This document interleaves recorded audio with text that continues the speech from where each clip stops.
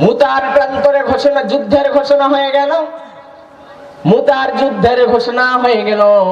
সাহাবায়ে কেরাম মসজিদ নববীতে নবী করিম সাল্লাল্লাহু আলাইহি ওয়াসাল্লাম সাহাবীদেরকে ডেকেছেন, ও আমার কলিজার টুকরা সাহাবীরা, দ্বীনের জন্য, ইসলামের জন্য, দ্বীনকে উজ্জীবিত করতে, দ্বীনকে জিন্দা রাখতে আমাদেরকে মুতার প্রান্তরে যুদ্ধের ময়দানে যেতে হবে। তোমরা কারা কারা রেডি হয়ে যাও, প্রস্তুত হয়ে যাও যুদ্ধের জন্য।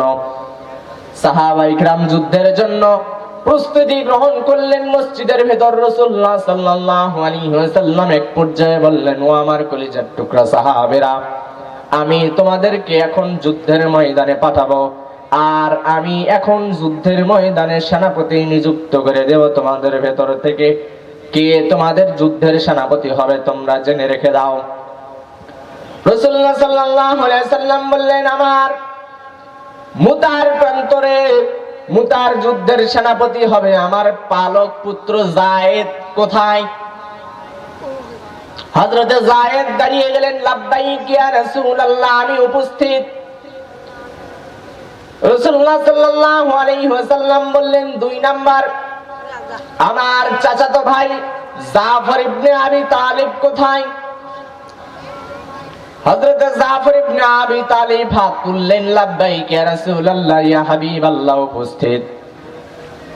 রাসূলুল্লাহ সাল্লাল্লাহু আলাইহি ওয়াসাল্লাম 3 নম্বরে বললেন, আমার কলিজার টুকরা সাহাবী আব্দুল্লাহ ইবনে রাওয়াহা কোথায়?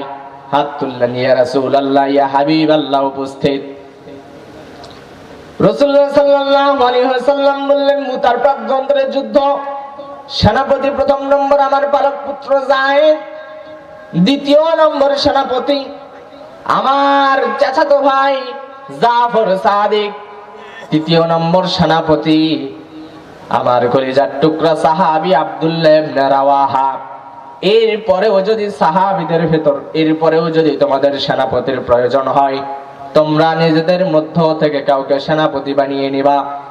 এখন যদি আপনারা আমার কথা বুঝে থাকেন আর যদি জেনে থাকেন, বলুন তো, একটা যুদ্ধের ময়দানে সেনাপতি লাগে কয়জন?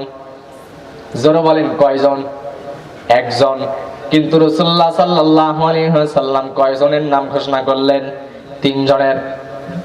একটা যুদ্ধের ময়দানে সেনাপতির প্রয়োজন হয় 1 জন, কিন্তু রাসূলুল্লাহ সাল্লাল্লাহু আলাইহি ওয়াসাল্লাম যুদ্ধের সেনাপতির নাম ঘোষণা করলেন 1 জন নয়, 2 জন নয়, বরং 3 জন। আর শুধু 3 জন বলেই ক্ষান্ত হলেন না, রাসূলুল্লাহ সাল্লাল্লাহু আলাইহি ওয়াসাল্লাম বললেন, এরপরেও যদি তোমাদের সেনাপতির প্রয়োজন হয়, তোমাদের মধ্য থেকে কাউকে সেনাপতি বানিয়ে নিবা। 3 জন সাহাবী বুঝতে পারলেন, যেহেতু একের পর এক 3 জন সাহাবীর নাম সেনাপতির তালিকায় উঠে গেছে, তারপরেও যখন আবার রাসূলুল্লাহ সাল্লাল্লাহু আলাইহি ওয়াসাল্লাম বলেছেন যে তোমাদের যদি আরো কারোর প্রয়োজন হয় তাহলে তোমরা নিজেদের ভেতর থেকে কাউকে বানিয়ে নিও, এই কথা যখন বলেছেন, এখন আর আমাদের বুঝতে বাকি থাকে না, আমাদের 3 জন সেনাপতির 1 জন সেনাপতিও যুদ্ধের ময়দান থেকে বেঁচে ফিরতে পারবে না। যুদ্ধের ময়দানে সেনাপতির প্রয়োজন হয় 3 জন, 1 জন, অথচ রাসূলুল্লাহ সাল্লাল্লাহু আলাইহি ওয়াসাল্লাম সেনাপতি নিযুক্ত করলেন 3 জন। 1ম জনের যখন নাম ঘোষণা করা হলো, হযরতে রাসূলুল্লাহ সাল্লাল্লাহু আলাইহি ওয়াসাল্লামের বালক পুত্র যায়েদ, তারপরে যখন তার রাসূলুল্লাহ সাল্লাল্লাহু আলাইহি ওয়াসাল্লামের চাচাতো ভাই জাফর সাদিকের নাম ঘোষণা করা হলো, তখন যায়েদ ভেবে নিলেন, আমার পরে যেহেতু আরেকটা সেনাপতির নাম ঘোষণা হয়ে গেছে, আমি নিশ্চয় যুদ্ধের ময়দানে মারা যাব। সুবহানাল্লাহ।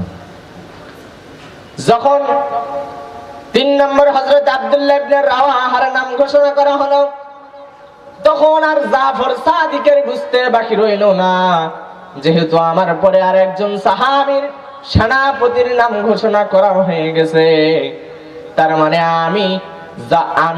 আমি আর জাফর সাদিক আর জীবিত থাকবো না, যুদ্ধের ময়দানে শহীদ হয়ে যাব। তোমাদের যদি আর কোন সেনাপতির প্রয়োজন হয় নিজেদের ভেতর থেকে বানাই নিও।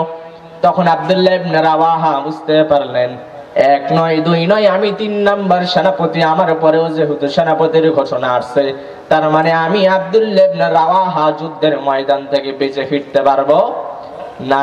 এখন আপনারা আমরা বলুন তো, যদি জানতাম আমরা যদি আমরা জানি ওই যুদ্ধে গেলে আমরা নিশ্চিত মারা যাবো, ফিরে আসবো না, বেঁচে ফিরবো না, বলুন তো আমাদের যে ঈমান, বলুন আমরা কি আর যুদ্ধে যাব নাকি?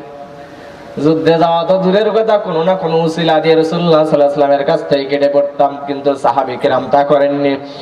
প্রিয় মুসলমান ভাইরা আমার, সময় খুব কম। রাসূলুল্লাহ সাল্লাল্লাহু আলাইহি ওয়াসাল্লাম বললেন, যাও তোমরা তোমাদের বাড়িতে যাও, বিদায় নিয়ে আসো। হযরতে রাসূলুল্লাহ সাল্লাল্লাহু আলাইহি ওয়াসাল্লামের পালক পুত্র যায়েদ বললেন, ইয়া রাসূলুল্লাহ, আপনি আমার হলেন পালক বাবা, আর পর্দার অন্তরাল থেকে শুনতেছেন আমার পালক মা আয়েশা, আপনি আমার বাবা হয়ে আমাকে যুদ্ধের ময়দানে যাবার জন্য অনুমতি দিয়েছেন, আর পর্দার অন্তরাল থেকে আমার মা আয়েশা শুনেছে, অতএব অনুমতি নেওয়ার জন্য আমার আর কোথাও যাইতে হবে না। মুসলমান ভাইরা আমার, আপনি আমিও মুসলমান, আপনারা আমার মাথাতেও টুপি আছে, আপনারা আমার মাথাতেও দাড়ি আছে, কিন্তু সাহাবীদের কেমন ঈমান ছিল আর আমাদের কেমন ঈমান। হযরতে জাফর সাদিক গেলেন নিজের বাড়িতে গিয়ে স্ত্রীকে ডাক দিয়ে বললেন, স্ত্রী রে, ও প্রাণের বিবি, আমাকে রাসূলুল্লাহ সাল্লাল্লাহু আলাইহি ওয়াসাল্লাম মুতার প্রান্তরে যাওয়ার জন্য বলেছেন, মুতার যুদ্ধের সেনাপতি হিসেবে আমার নাম ঘোষণা করে দিয়েছেন। ও প্রাণের বিবি, দয়া করে আমাকে বিদায় দাও, হয়তো এই দুনিয়াতে তোমার সাথে আমার আর কোনোদিন সাক্ষাৎ হবে না, আর হয়তো কখনো আমাদের সাক্ষাৎ হবে না। ও প্রাণের বিবি, দয়া করে আমাকে বিদায় করে দাও। হযরতে জাফর সাদিকের স্ত্রী হাত তুললেন, আল্লাহর কাছে হাত তুলে দোয়া করতেছেন, আল্লাহ, আমার প্রাণের স্বামী জাফর ইবনে আবি তালেবকে রাসূলুল্লাহ সাল্লাল্লাহু আলাইহি ওয়াসাল্লাম যুদ্ধের সেনাপতি করে দিয়েছেন, আমি তো তাকে জিহাদ থেকে ফিরিয়ে রাখতে পারি না, আমি তো তাকে যুদ্ধের ময়দান থেকে ফেরায় রাখতে পারি না, আমি তো তাকে এই কাজে বাধা দিতে পারি না। ও আল্লাহ, আমি তোমার কাছে ফরিয়াদ জানাই, আমি তোমার কাছে দোয়া করি, দয়া করে আমার স্বামী জাফরকে গাজী বানায়া আমার বুকে ফিরিয়ে দিও। যখন জাফর সাদিকের স্ত্রী ভাবে দোয়া করতেছিলেন, হযরত জাফর ইবনে আবি তালেব নিজের খাপ থেকে তরবারিটা বের করলেন, তরবারিটা বের করে তরবারির উল্টা পৃষ্ঠ দিয়ে অপর পৃষ্ঠ দিয়ে বিবির হাতে ঠুক ঠুক করে আঘাত করলেন, আর বললেন, বিবি রে, তরবারির উল্টা পৃষ্ঠ দিয়ে যেরকম আঘাত করলে যেরকম শরীরটা কেটে যায় না, ঠিক এরকম উল্টা দোয়া আল্লাহর কাছে করলে উল্টা দোয়া কবুল হয় না। বিবি রে, আমার পূর্বে একজন সেনাপতির নাম ঘোষণা করা হয়েছে, আমার পরেও একজন সেনাপতির নাম ঘোষণা করা হয়েছে, যেটা থেকে স্পষ্ট বোঝা যায় আমার পূর্বেও সেনাপতি শাহাদাত বরণ করবেন, আমিও শাহাদাত বরণ করব, আমার গাজী হওয়ার জন্য দোয়া করে লাভ নাই, আল্লাহর দরবারে কবুল হবে না। বিবিরে, আমি তোমার কাছে অনুরোধ করে যাই, আমি যাই শাহাদাতের ঈদগাহে শামিল হতে যাচ্ছি, তোমার কাছে আমার সর্বশেষ ওসিয়াতটা হলো, আমার রেখে যাওয়া সন্তানগুলাকে ওই শাহাদাতে ঈদগাহের শাহাদাতের জন্য প্রস্তুত করো। সাহাবী চলে গেলেন। হযরত আব্দুল্লাহ ইবনে রাওয়াহা বাড়িতে আসলেন। সেই রাতটা ছিল হযরত আব্দুল্লাহ ইবনে রাওয়াহার বাসর রাত। দরজার কাছে আসলেন, এসে কান পেতে শুনতেছিলেন, বিবি বাসর ঘরে বসে থেকে কুরআনুল কারীম তেলাওয়াত করতেছিলেন। বাহিরে থেকে আব্দুল্লাহ ইবনে রাওয়াহা বললেন, ও আমার নববধূ, আপনি দয়া করে একটু কুরআনুল কারীমের তেলাওয়াতটা থামান, আমি আপনার স্বামী আসছে, আপনার সঙ্গে কিছুক্ষণ কথা বলবো। ভেতরে তেলাওয়াত থেমে গেল। ভেতর থেকে আওয়াজ আসলো, প্রাণের স্বামী, আপনি ভেতরে চলে আসুন। আব্দুল্লাহ ইবনে রাওয়াহা বলতেছেন, না বিবি, আমাকে যুদ্ধের ময়দানে যেতে হবে।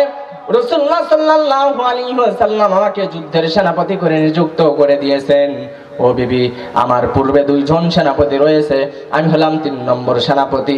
শুধু এতটুকুই ক্ষান্ত নয়, শেষে আমার নাম ঘোষণা করার পর রাসূলুল্লাহ সাল্লাল্লাহু আলাইহি ওয়াসাল্লাম বলেছেন, যদি তারপরেও যুদ্ধের ময়দানে সেনাপতির প্রয়োজন হয়, আমরা যেন কাউকে আমাদের ভেতর থেকে বানিয়ে নেই। এই কথার দ্বারা স্পষ্ট প্রমাণ হয়ে যায়, বিবি রে, আমি যুদ্ধের ময়দান থেকে গাজী হয়ে ফিরতে পারবো না, ওই মুতার প্রান্তরে আমাকে শাহাদাত বরণ করা লাগতে পারে।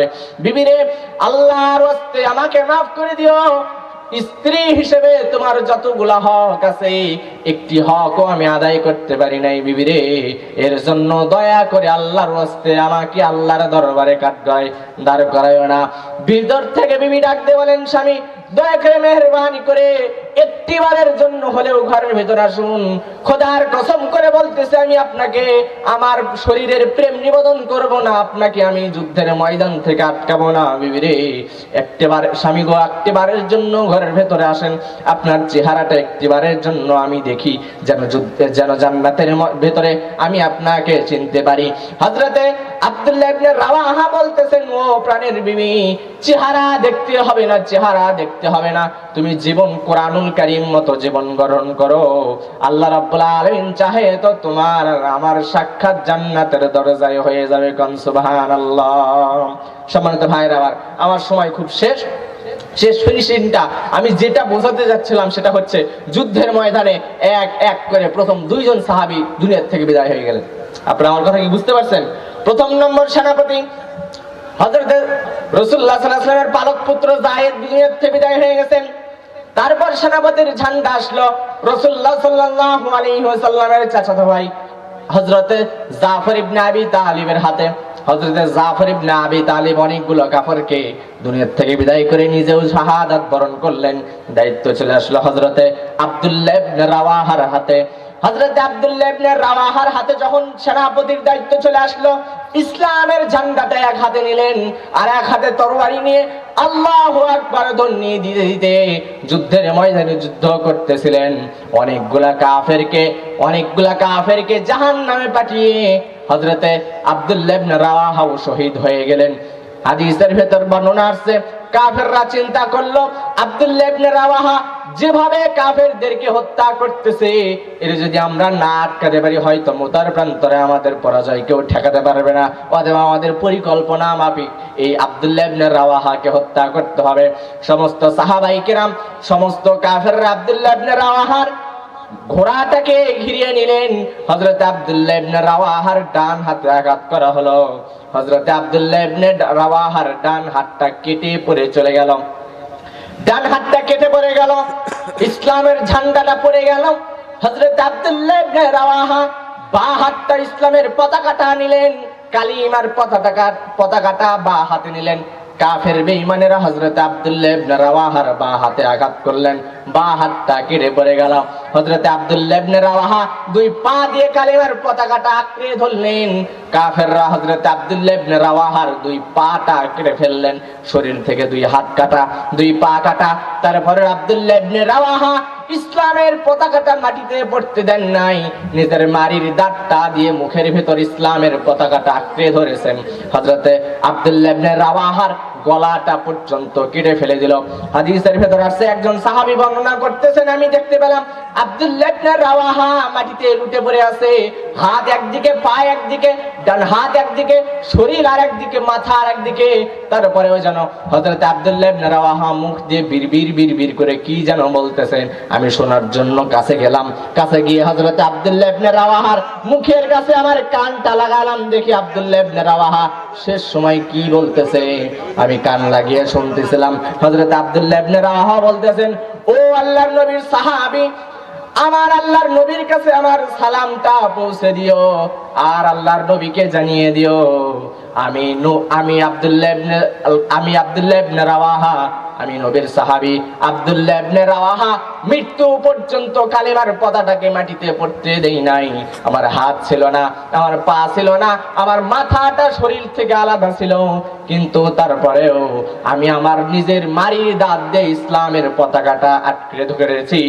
আর তুমি রাসূলুল্লাহ সাল্লাল্লাহু আলাইহি ওয়াসাল্লামকে এই খবরটাও দিয়ে দিও, আমি আব্দুল্লাহ ইবনে রাওয়াহা মুতার প্রান্তর থেকে আল্লাহর জান্নাতের সুঘ্রাণ পেয়ে যাচ্ছি। সুবহানাল্লাহ।